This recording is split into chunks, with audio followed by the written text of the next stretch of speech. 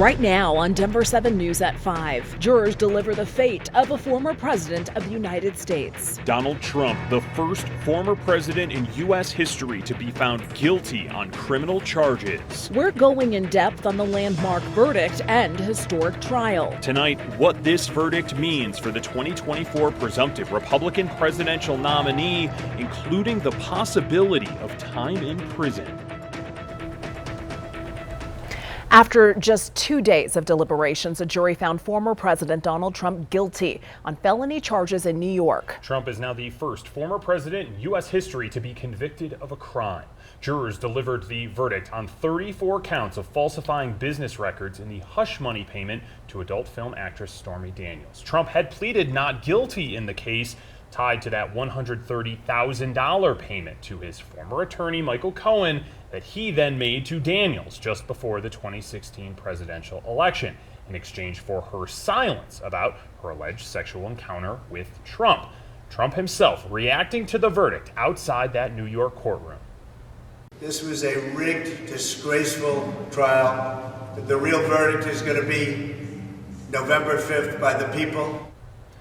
Let's bring in Denver 7 reporter and attorney Jessica Crawford now analyzing this historic legal case. And Jessica, Trump could face the possibility of real jail time. Absolutely, and his sentencing is set for July 11th. That is 4 days before the Republican National Convention begins. Now, although Trump will not be jailed ahead of sentencing, he could theoretically be facing years behind bars. Keep in mind, though, the 34 felony counts are the lowest level of felony in New York, so he technically could get a very light sentence here. Now, for some background, the 6-week trial began back in April. Prosecutors calling more than a dozen witnesses to the stand. That includes Trump's former lawyer Michael Cohen and adult star Stormy Daniels. The defense called 2 witnesses, and Trump declined to testify in his own defense, but he did speak out today.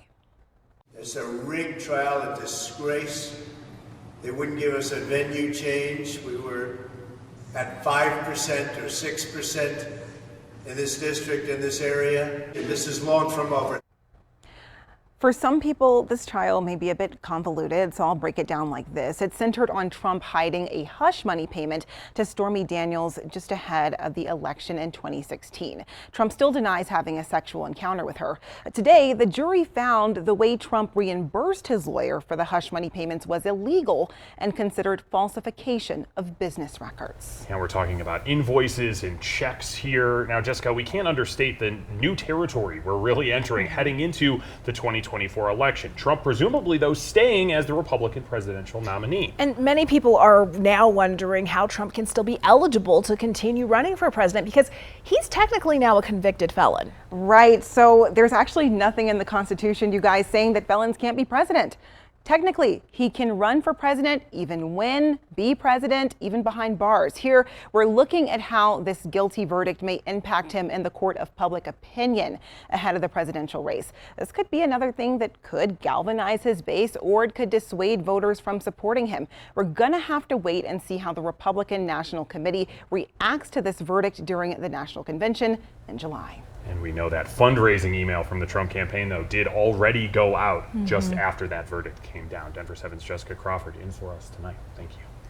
And we're already getting reaction from Republican and Democratic lawmakers in Colorado. Congresswoman Lauren Boebert reiterating her support in a statement saying, quote, "We must show that we are still behind President Trump 100%. District 1 Congresswoman Diana DeGette also responding via quote, "No one is above the law, and today's ruling is a step toward ensuring that no American can exploit our legal system for personal gain," end quote.